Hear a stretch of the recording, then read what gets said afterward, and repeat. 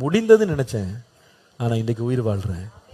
தோற்றேன்னு நினைச்சேன், கர்த்தர் ஜெயிக்க பண்ணினார். நான் எல்லாம் முடிஞ்சது நினைச்சேன், கர்த்தரோ என்னை உயர்த்தி இருக்கிறார். கீழே இருந்து என்னை தூக்கி துரத்தப்பட்ட என்னை பெரிய ஜாதியாக கர்த்தர் மாற்றினார்.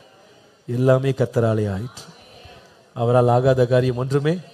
இன்றைக்கு சொல்லுங்க, ஆண்டவரே, என் பலன், என் சத்துவம், என் ஞானம், என் அறிவு, என் தெரிந்தெடுப்பு, என் கண்ணு பார்க்கறது எல்லாத்தையும் உர வச்சிடறேன். எல்லாத்தையும் கீப் அசைட் லார்ட். உங்களுடைய சித்தம் என் வாழ்க்கையில் நிறைவேற்றும். நீங்க என்னை எடுத்துக்கிடுங்க, என்னை பயன்படுத்துங்க, என்னை கொண்டு போங்க. யார் யார் என் கூட சேர்க்கணுமோ சேருங்க. அசட்டை பண்ணப்பட்டவர்களாக இருந்தா கூட பரவாயில்ல. உம்முடைய சித்தம் எங்கள் வாழ்க்கை. முடிவில் என்ன தெரியுமா?